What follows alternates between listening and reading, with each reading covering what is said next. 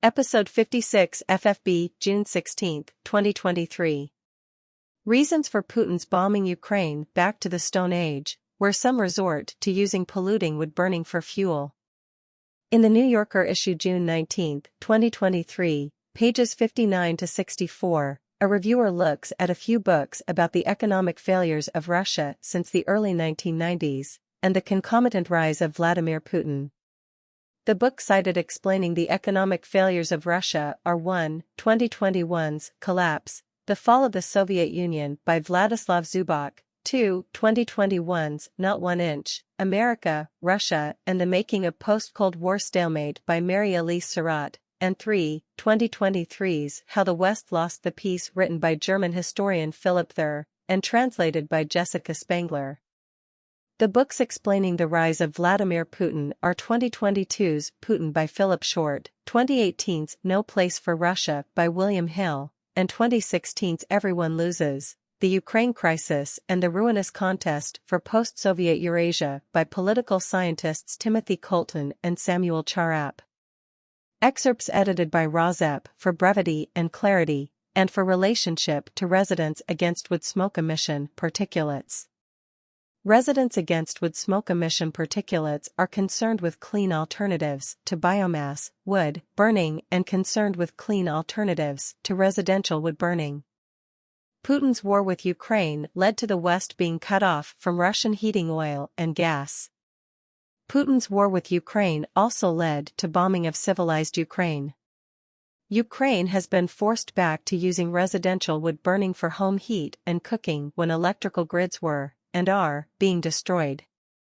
But the Russian war with Ukraine has also accelerated the West's unified aim of deploying alternate sources of energy, some polluting such as oil and gas imported from other parts of the world, but some less polluting or non-polluting, such as wind, solar and geothermal energy expansion, and smarter electrical grids.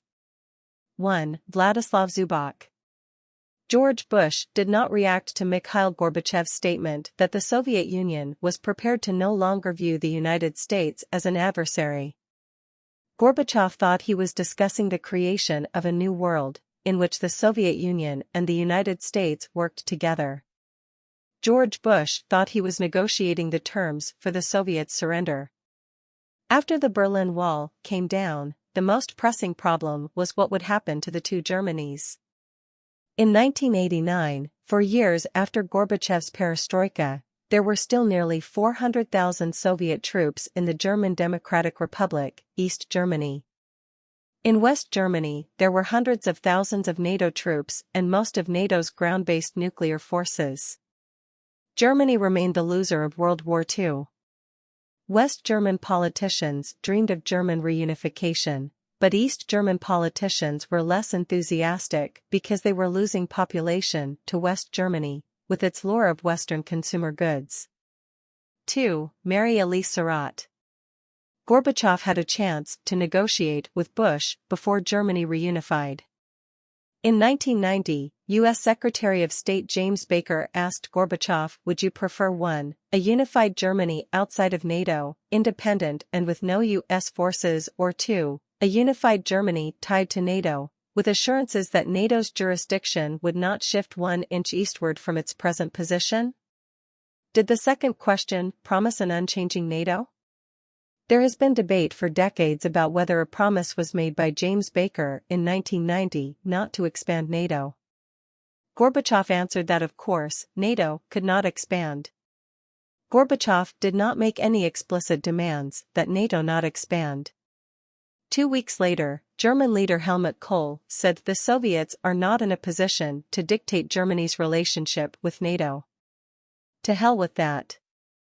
Gorbachev settled for money from Germany and vague security assurances. U.S. policymakers' priority became nuclear deproliferation. Ukraine became the number 3 nuclear power. In 1991, Poland, Hungary and Czechoslovakia petitioned to become members of NATO. 3. Philipp Thur. Reforms in Russia moved it to more of a free market economy. Hollowing out the government, privatizing public services, and letting the free market run rampant were policies also implemented in the United States. If this had happened in 2008 during the financial crisis, rather than in the 1990s, people might have questioned the idea that capitalism can be trusted to run itself.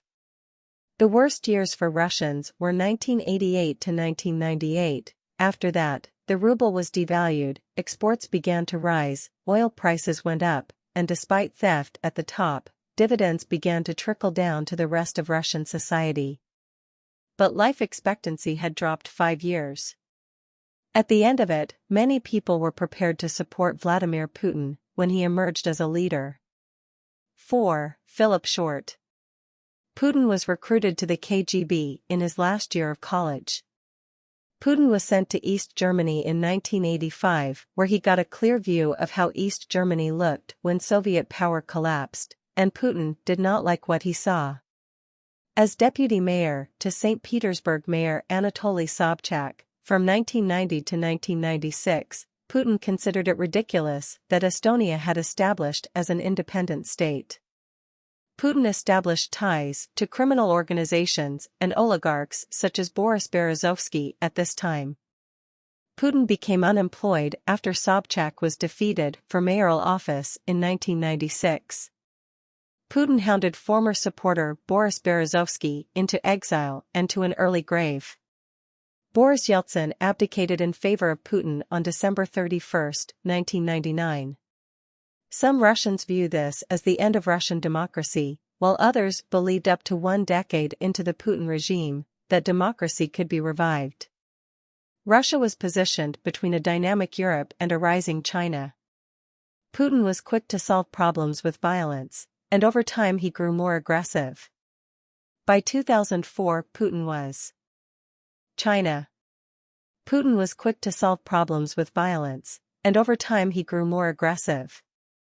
By 2004, Putin was talking more and more about the threat of NATO expansion. The United States cheered the color revolutions in Georgia and Ukraine. Putin was lucky. Oil prices rose and Russia grew richer. How could the Ukraine war have been avoided? The years when Putin associate Dmitry Medvedev served as Russian president were less combative with the rest of the world. But in the Libyan civil war in 2011, Dmitry Medvedev went along with a UN resolution to help protect Libyan rebel forces from Muammar Gaddafi's army. Putin supposedly watched the filmed killing of Gaddafi multiple times. A few months after NATO bombed Tripoli, Libya, Putin announced he would be returning to the presidency. 5. William Hill. There was no place for Russia in the European Union because it was too big. There was no room for Russia in NATO because it was an anti-Russia alliance. The United Nations was sidelined. The stronger NATO became, the weaker Russia became. American power was so great that everything America did seemed like a provocation. 6. Timothy Colton and Samuel Charap.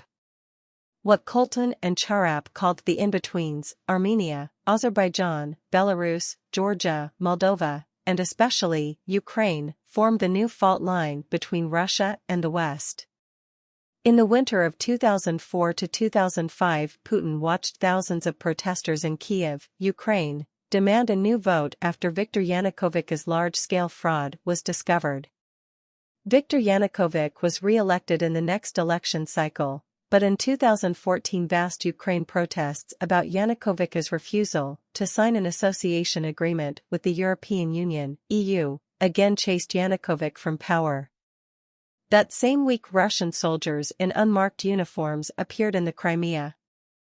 The invasion of Ukraine had begun. According to Wikipedia, NATO currently recognizes Bosnia and Herzegovina, Georgia, Sweden, and Ukraine as aspiring members as part of their open doors enlargement policy.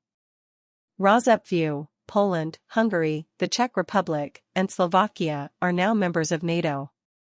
Putin seems to have been greatly influenced to act by the demise of Gaddafi by death and the demise of Yanukovych by being driven from power. Neither demise should have been mourned.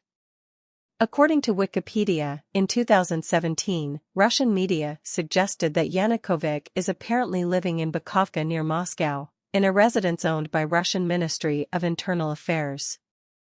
Of Eastern Partnerships, EAP, 6 partner countries, Armenia, Azerbaijan, Belarus, Georgia, the Republic of Moldova, and Ukraine, none has yet become a member of NATO.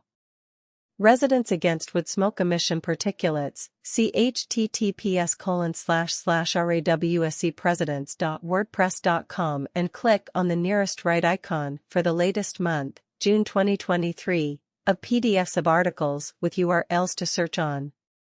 To the right of that, games such as 1. Bingo for Rosep, 2. Crosswords for Rosep, 3. End Woodsmoke Jeopardy! 4. End Woodsmoke Monopoly Games, 5. A Rosep Flyer, 6. The Untwisted Game, and 7. Vending Machines for PM2.5 monitors, and icon links to 30-minute YouTube videos and Spotify podcasts as well as podcasts on Amazon Music Prime, free for Prime subscribers, podcasts.google.com, Castbox, and Pocket Cast. Pocket Cast is only free on the phone app. Pocket Cast works on Apple phones. And, below those icon links to monthly PDFs of articles with URLs to search on, from May 2023 to May 2022.